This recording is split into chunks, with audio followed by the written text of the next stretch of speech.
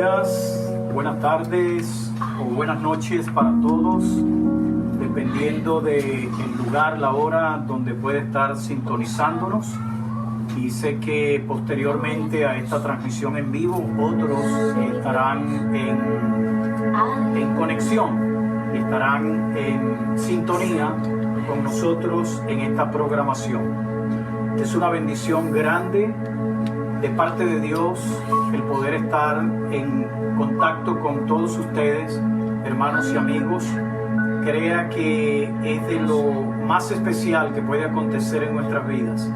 Para nosotros como grupo, como iglesia, el estar en esta jornada es una gran oportunidad de parte de Dios de bendecir y a la vez de ser bendecidos. Y para todos aquellos que puedan estar en contacto, en sintonía, está usted en el mejor lugar, está usted en el mejor momento, porque a través de todo esto usted va a recibir una ayuda, una orientación, una fortaleza que solo proviene de Dios, que solo Dios puede dar a nuestras vidas y que en ningún otro lado y de ninguna otra manera podemos obtener. Por eso alabamos y bendecimos al Señor. Le damos gloria y honra a Él porque solo Él se la merece. Permítanme en este día una vez más leer el texto bíblico que corresponde, pero que fue el mismo que leímos la semana pasada porque vamos a continuar en serie con este tema. Dice en el versículo 28 del capítulo 8 de Romanos, esta vez voy a estar leyendo en otra versión, la versión de las Américas, y dice: y sabemos que para los que aman a Dios, todas las cosas cooperan para bien. Esto es, para los que son llamados conforme a su propósito. Porque a los que de antemano conoció, también los predestinó a ser hechos conforme a la imagen de su Hijo, para que Él sea el primogénito entre muchos hermanos. Y a los que predestinó, a estos también llamó. Y a los que llamó, a estos también justificó. Y a los que justificó, a estos también glorificó. Entonces, ¿qué diremos a esto? Si Dios está por nosotros, ¿quién estará contra nosotros? El que no eximió ni a su propio Hijo, sino que lo entregó por todos nosotros, ¿cómo no nos concederá también con Él todas las cosas? ¿Quién acusará a los escogidos de Dios? Dios es el que justifica. ¿Quién es el que condena? Cristo Jesús es el que murió. Sí, más aún el que resucitó, el que además está a la diestra de Dios, el que también intercede por nosotros. ¿Quién nos separará del amor de Cristo? ¿Tribulación o angustia o persecución o hambre o desnudez o peligro o espada? Tal como está escrito, por causa tuya somos puestos a muerte. Todo el día somos considerados como ovejas para el matadero. Pero en todas estas cosas somos más que vencedores por medio de aquel que nos amó. Porque estoy convencido de que ni la muerte, ni la vida, ni ángeles, ni principados, ni lo presente, ni lo porvenir, ni los poderes, ni lo alto, ni lo profundo, ni ninguna otra cosa creada nos podrá separar del amor de Dios que es en Cristo Jesús, Señor nuestro. Gloria a Dios. Es una palabra que viene a ser como una especie de sello de garantía. Cuando leemos en reglas generales la carta a los romanos, esta carta es la más larga de todos los escritos del apóstol Pablo. A la vez es la más sistemática y la más profunda. Ella contiene la más amplia explicación sobre la doctrina de la justificación por la fe. Y a través de esto se estaba confrontando y se sigue confrontando aquella creencia común, especialmente en aquel tiempo, acerca de la justificación por las obras o por los ceremoniales de la ley judía. El apóstol, a través de esta enseñanza, establece la base de la salvación, que es justificación por la fe. Es en esta carta, por esta razón, que se inspira Martín Lutero, el gran reformador, para el desarrollo de su tesis sobre el movimiento de la Reforma. Por todo esto y por muchas otras cosas, esta carta contiene un gran valor teológico por todo su gran contenido doctrinal. A su vez, un valor histórico por su gran aporte a la Iglesia por todos los siglos de la existencia de la Iglesia, de manera muy especial por el movimiento de la Reforma, que vino a ser un movimiento transformador de realidades para la Iglesia y para la sociedad en general. También ella tiene un valor estratégico porque está dirigida a la Iglesia de Roma, que en aquel momento está ubicada en la capital del Imperio Romano, siendo esto un posicionamiento muy estratégico, pudiendo ser ella, como instrumento en manos de Dios, un poderoso agente de influencia y transformación en aquella sociedad y para la expansión del Evangelio a otras regiones. Además de esto, esta carta tiene un valor práctico porque ella ha constituido una guía para la vida cristiana en cualquier época y en cualquier lugar, en medio de la adversidad y en medio de la oposición. Quiero que notemos cómo de manera particular en este texto que hemos leído se nos da una especie de tour por las esferas celestiales y a través de toda la eternidad.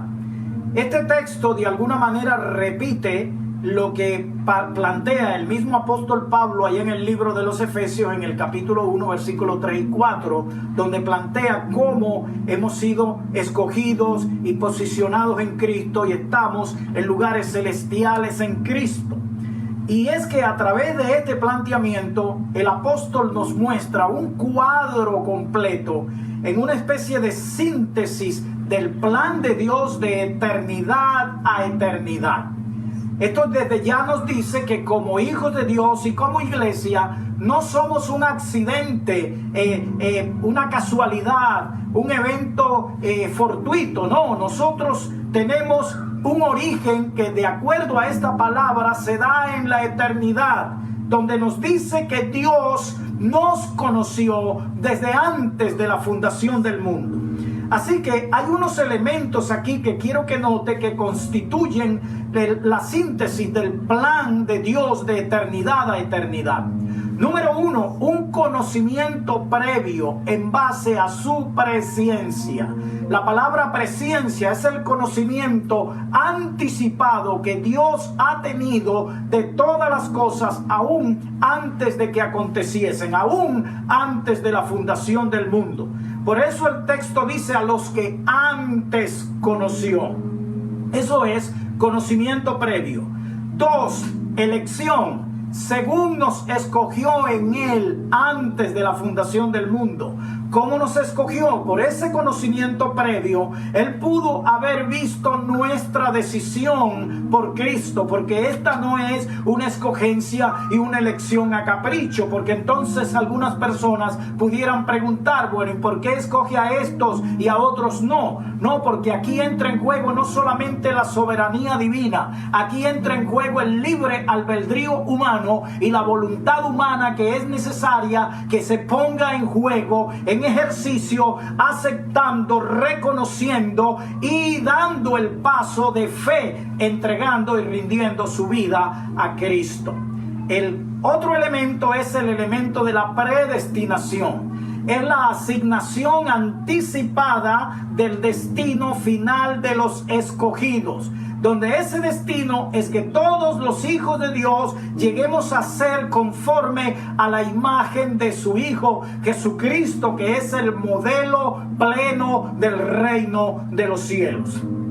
Otro elemento es el llamado. A los que antes conoció, a estos también llamó, y dice que esa presentación del plan y aceptación del plan de los escogidos es como una especie de cierre de trato, donde Dios, a través de su acto de sacrificio en la cruz del Calvario, Él firmó el contrato de salvación con su sangre. Y el contrato está abierto para que todo aquel que quiera ser salvo, entonces firme con su fe. Todo aquel que ha firmado con su fe genuina, legítima, verdadera, este contrato tiene estas garantías que están establecidas en este pasaje.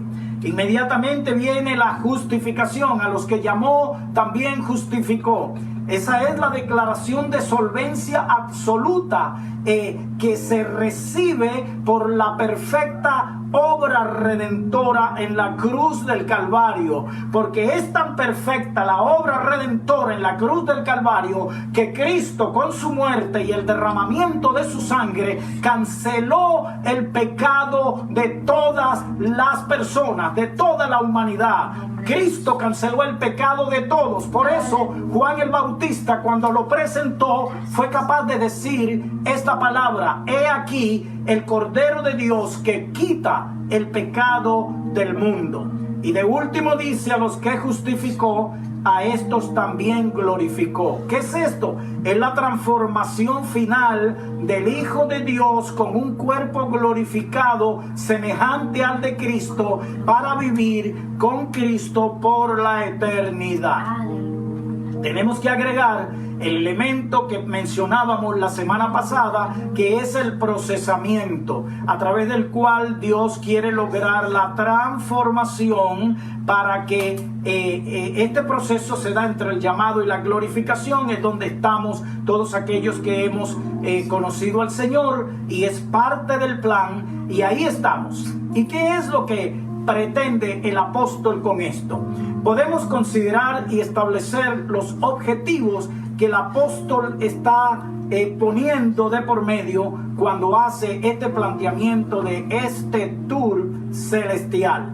Número 1, él quiere colocarnos en la perspectiva correcta de la experiencia cristiana, lo cual es clave y determinante para la manera como nos posicionamos o nos posicionaremos ante tres grandes realidades.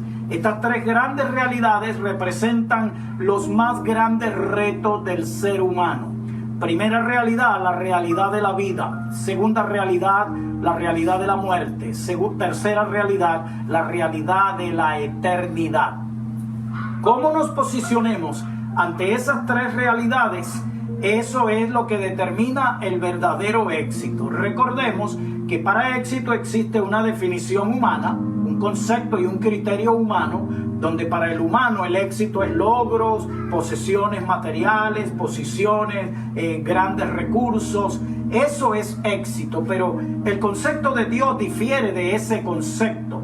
Existe una definición divina que no es tanto para éxito. Dios usa más la palabra victoria, porque la victoria tiene que ver más con este enfrentamiento de esta batalla en la vida, en la cual, de acuerdo a lo que plantea este texto, Dios nos está dando los elementos que nos van a garantizar esa verdadera victoria. Porque como dijo Jesús, ¿de qué le sirve al hombre conquistar el mundo y perder su alma? ¿De qué le sirve al ser humano lograr grandes éxitos humanos y a la hora de la muerte su vida estar perdida? A la hora de enfrentar la eternidad, su vida estar perdida. Así que en este texto se nos plantean los verdaderos términos, o los términos del verdadero éxito según el concepto de Dios. Y es ahí donde el apóstol está pretendiendo que nos coloquemos en la perspectiva correcta de la vida y la experiencia cristiana.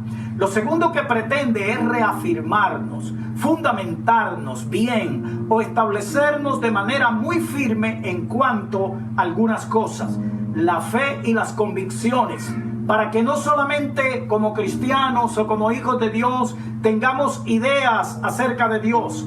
Y esto es parte del gran problema de la iglesia en diferentes lugares, porque mucha gente, en vez de tener convicciones firmes, convicciones en base a vivencias sobre su Dios, tiene información, tiene ideas, pero no tiene esas convicciones profundas. Las corrientes doctrinales causan gran estrago por esta razón, porque las personas no tienen esas convicciones firmes. También las crisis causan estragos porque las personas no tienen estas convicciones firmes. También la influencia del mundo causa estragos porque las personas no tienen estas convicciones. Lo otro que el apóstol está procurando reafirmar es el sentido de identidad, de significado y de propósito. Eso en razón de la importancia que este asunto tiene. Este asunto tiene una importancia capital. Cada persona en este planeta piensa, siente, decide y actúa en base a lo que cree que es y a lo que cree que vale. Esto aplica a nivel de instituciones, a nivel de empresas, a nivel de equipos deportivos, a nivel de naciones. Las personas en una nación se conducen de acuerdo, se comportan de acuerdo a su sentido de nacionalidad, a su sentido de lo que creen, de lo que son, de lo que valen, a sus criterios, a sus valores. Así que este sentido de identidad, significado y propósito es determinante para el desempeño en la vida. Cuando llegamos a aplicar esto a la iglesia, el apóstol nos está reafirmando de que nuestro sentido de identidad no depende de criterios o estándares sociales, políticos, legales o denominacionales. Nosotros como iglesia no somos lo que la política dice que somos, lo que la ley dice que somos, lo que las instituciones dicen que somos, lo que las denominaciones dicen que somos. Nosotros somos lo que Dios dice que somos. Y es de este planteamiento de que Dios antes nos conoció, Dios antes nos escogió, Dios antes nos predestinó, antes nos llamó, antes nos justificó y antes nos glorificó. De este planteamiento es donde tiene que salir nuestro sentido, nuestro criterio de identidad, de valor y de propósito. Ahí están planteadas estas tres cosas. Yo no soy un accidente en la experiencia cristiana. No fue que yo un día iba y pasé frente a una iglesia y me entregué a Cristo. No, esto viene considerado desde antes de la fundación del mundo. Desde antes que yo naciera, ya Dios me conoció. Y de igual manera para ti y para todos aquellos que deben ser salvos. Si nosotros supiéramos a capacidad quiénes somos, qué valemos y para qué estamos aquí, y en qué nos vamos a convertir, nosotros no nos despegaríamos de la presencia de Dios. Caminaríamos erguidos todo el tiempo y proclamaríamos a viva voz todos los días las verdades del Evangelio. En la ciudad de Barquisimeto, en Venezuela, hubo una experiencia en una campaña evangelística. Una señora que trabajaba con cuestiones de brujería, ella quiso estorbar la campaña y ella pretendió echar brujería sobre quienes estábamos predicando y realizando la campaña. Pero su brujería no solamente no le funcionó, sino que tuvo la experiencia de poder ver ángeles en la campaña. Y esta señora proclamó esta palabra o declaró esta palabra: ¿será que esa gente saben bien quiénes son y quiénes están con ellos? Porque ella tuvo la experiencia de tratar de dañar a los cristianos que estaban predicando ahí en la esquina, en el barrio, y todo su intento de brujería fracasó. Porque las armas del infierno no prevalecerán contra la iglesia del Señor. Posteriormente, esta señora se convirtió y testificó de esa experiencia. Por eso digo que si supiéramos a capacidad quiénes somos, nos conduciríamos de otra manera, porque ya dije que el criterio, el concepto de identidad, de valor y de propósito que tengamos va a determinar nuestra conducta, nuestro comportamiento. Y es aquí donde el apóstol está tratando de reafirmar esto, porque él sabe que el ataque satánico está dirigido hacia este objetivo. Porque Satanás trabaja en desvirtuar el sentido de identidad, de valor y de propósito en la iglesia, porque él sabe que si él logra trastocar esto, neutraliza la iglesia.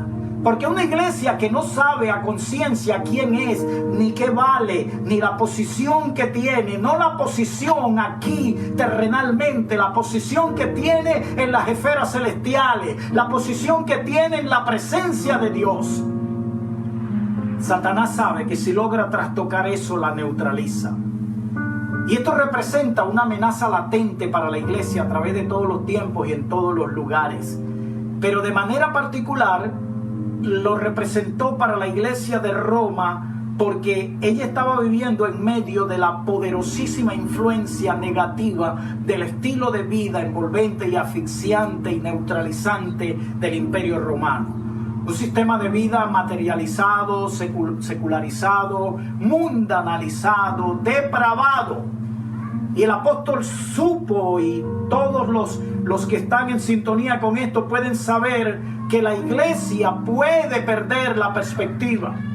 Que la iglesia acá en Estados Unidos no solamente puede perder la perspectiva, una gran parte de la iglesia aquí en este lugar y en algunos otros países, producto de la influencia del sistema de vida de la actualidad, las iglesias han perdido el enfoque, han perdido la perspectiva correcta, y por eso es necesario considerar esto. Por eso la advertencia en este mismo libro de los Romanos, en el capítulo 12, versículo 2, donde el apóstol dice: no se conformen a este sistema, sino transfórmense por medio de la renovación de su entendimiento, para que puedan comprobar cuál sea la buena voluntad de Dios, que es agradable y es perfecta. Por esta razón es la insistencia de Jesús en reafirmar el sentido de identidad, de valor y de propósito en sus discípulos. ¿Qué cree que está haciendo Jesús cuando le dice a sus discípulos: ustedes son la sal de la tierra, ustedes son la luz del mundo? Luego más adelante dice: yo soy la vid verdadera, ustedes son los pámpanos. En Juan capítulo 15, ahí está perfectamente definido en el planteamiento de la vid verdadera, Jesús como la vid verdadera y nosotros como los pámpanos, nuestro sentido de identidad, de valor y de propósito. ¿Quiénes somos? ¿Qué valemos? ¿Y para qué estamos aquí? Jesús dijo, refiriéndose a la sal, que si la sal pierde su esencia, no sirve para más nada. Vea la importancia de este asunto. Si la iglesia pierde su sentido de identidad, de valor y de propósito, termina conformándose al sistema y termina siendo una institución religiosa más del montón. Y al hacerlo así, pierde su influencia, su poder de influencia y de relevancia. Termina viviendo más con un manto de religiosidad falsa que con una verdadera vida espiritual.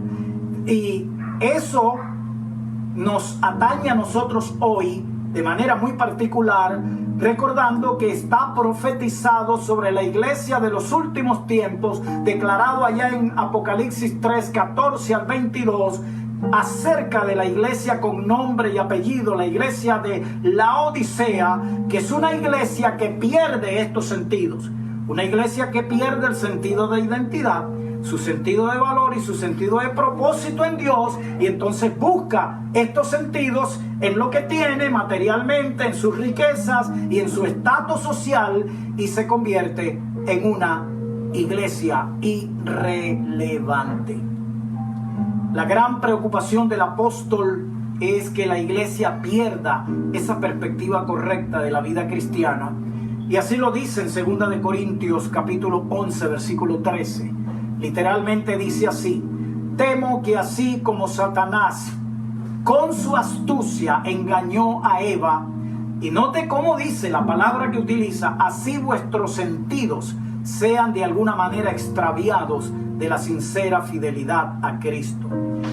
Esto fue lo que le pasó a Satanás cuando Satanás se desvió. Siendo un ángel especial creado por Dios, se dice, de acuerdo a textos bíblicos, que era la majestuosa creación de Dios, angelicalmente hablando.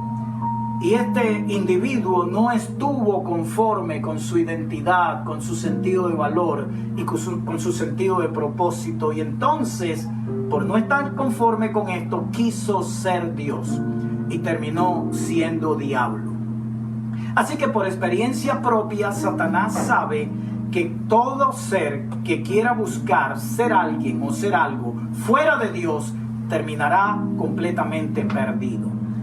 Y eso fue lo que utilizó con Eva, específicamente con Eva, porque en este toque de la identidad y valor de Eva, Satanás la hizo perder la perspectiva correcta de la vida. Porque tocó su sentido de identidad, quién eres, su sentido de valor, qué vales, y su sentido de propósito, para qué estás aquí.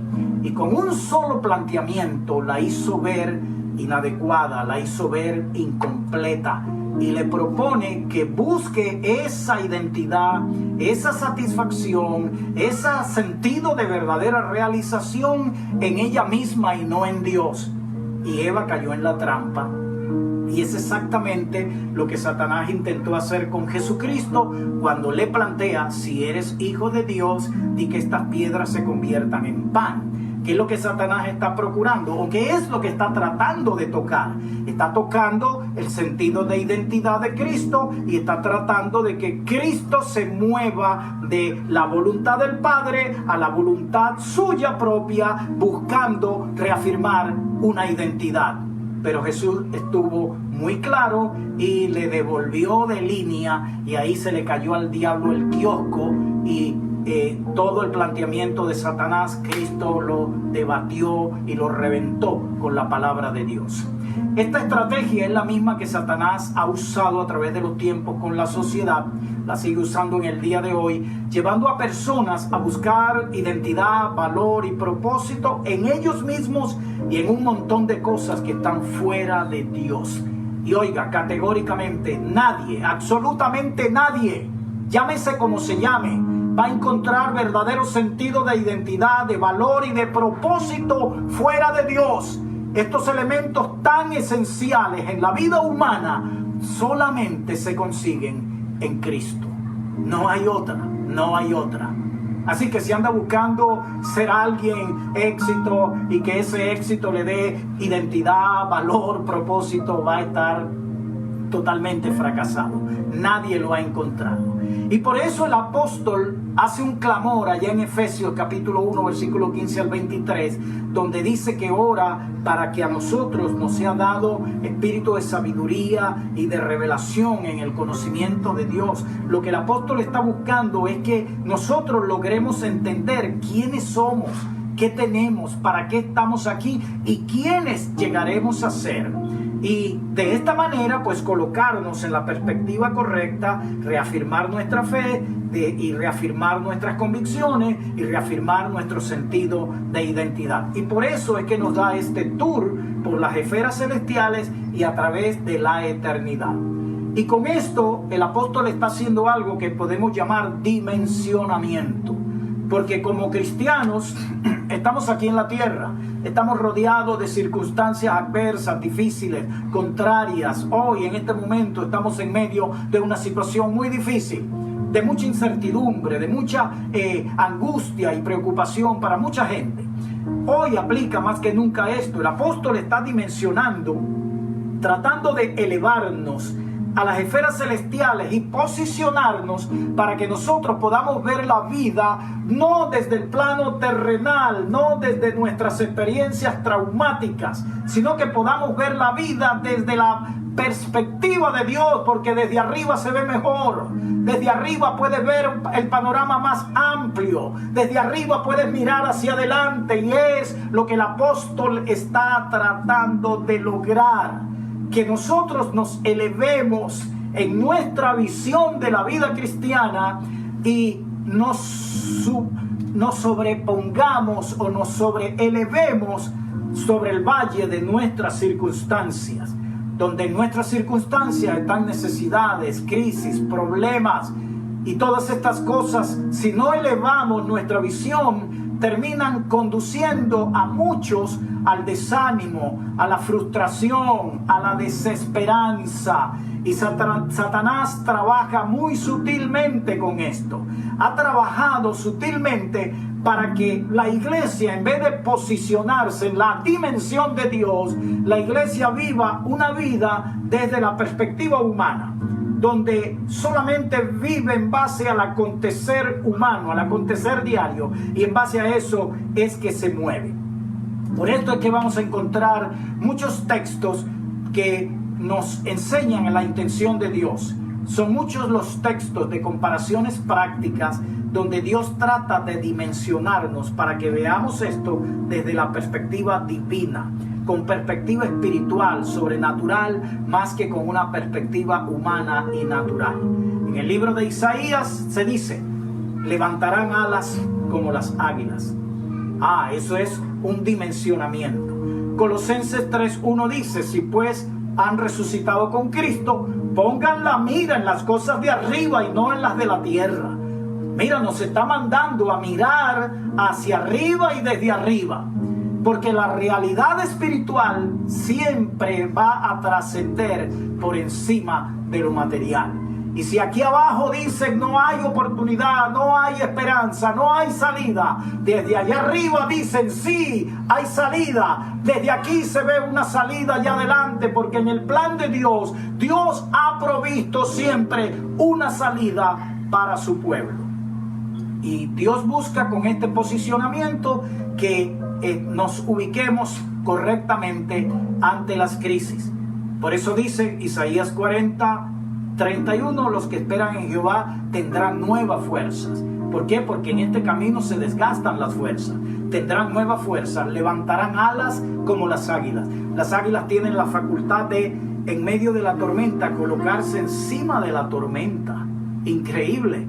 Las águilas hacen esto. En medio de la tormenta, ellos aprovechan la corriente de los vientos y se van elevando y se van elevando, y llega el momento donde la tormenta está debajo de ellos o debajo de ellas. ¿No será eso lo que Dios nos está diciendo aquí? Que usemos la misma circunstancia para que en Dios nos vayamos elevando y nos posicionemos, y entonces podamos ver la situación desde arriba. Desde arriba hay una mejor perspectiva, y que desde arriba no solamente miramos, no solamente podemos ver con una óptica diferente, desde arriba nos posicionamos con una actitud diferente. Y vea que es en el mismo libro de los Romanos, capítulo 5, versículo 3, que dice que nos gloriamos en las tribulaciones. ¿Qué sabe qué significa eso? Gloriarse es enseñorearse, tomar una posición de mando sobre la dificultad. Esa es la facultad que se nos da cuando podemos dimensionarnos. Y a través de ese dimensionamiento también podemos posicionarnos correctamente sobre el sufrimiento cristiano. El apóstol no niega ni minimiza el sufrimiento, sino que lo pone en su correcta perspectiva, porque lo está contrastando con todo aquello que representa la gloria eterna. Y es donde dice en Romanos 8:18, tengo por cierto, o sea, estoy convencido, estoy seguro que ninguna de las aflicciones del tiempo presente serán comparables con las glorias venideras que en nosotros han de manifestarse. No importa lo que se sufra aquí abajo, arriba, desde arriba se posiciona y se ve mejor, y desde arriba se plantea un panorama donde al final hay una gloria eterna esperando por todos aquellos que hemos confiado en el Señor. En conclusión, en ese dimensionamiento se nos eleva a los cielos y se nos proyecta en la eternidad, y se nos exhorta a vivir con perspectiva de eternidad, no con perspectiva de lo que pasa aquí, porque de acuerdo a lo que pasa aquí, todo lo que pasa aquí regularmente es traumático, y venimos de experiencias traumáticas. Así que si nos posicionamos en la vida cristiana en base a lo que pasa aquí, perdemos la perspectiva. Pero en este dimensionamiento se nos exhorta a vivir con perspectiva de eternidad. Y se nos pone delante de nosotros el más grande de los objetivos, por el que vale la pena siempre seguir adelante, por el que Cristo dijo que a los que pierdan su vida por causa de Él la encuentran para vida eterna. Cristo es tan grande lo que nos espera que Cristo dice: no importa que mueras por mi causa, te ofrezco y te garantizo resurrección y gloria eterna. ¿Qué más queremos? ¿Qué más? ¿Qué otra cosa más grande que esa puede haber? Y por eso la Biblia nos va a decir que fuera de Cristo no necesitamos nada, que en Cristo estamos completos. Y como dije al principio, esta palabra es un sello de garantía de victoria si nosotros podemos posicionarnos en este dimensionamiento. Y nos dice al final del texto que no hay nada, ni natural, ni sobrenatural, que pueda detener a los hijos de Dios si se someten a su voluntad. Porque Dios transformará a todo hijo que se somete a Él, no importa lo que pase. Y por eso dice que le demos gracias a Dios por todo, porque no importa lo que suceda, Dios transformará toda situación adversa para cumplir su propósito. Y es por eso que los que aman a Dios, todas las cosas les ayudan a bien. Queremos dejar con ustedes esta palabra y decirle que, no decirle que lo que le pase todo va a orar para bien, no, decirle que si usted no se ha convertido a Cristo, este es el primer paso.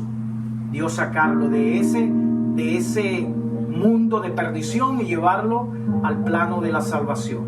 Y a partir de ahí Dios comenzará a llevarlo al plano de la gloria. Este es el ascenso de la vida cristiana. Por eso hay un proverbio que dice que la vida del justo es como la luz de la aurora, que va en aumento hasta que el día es perfecto.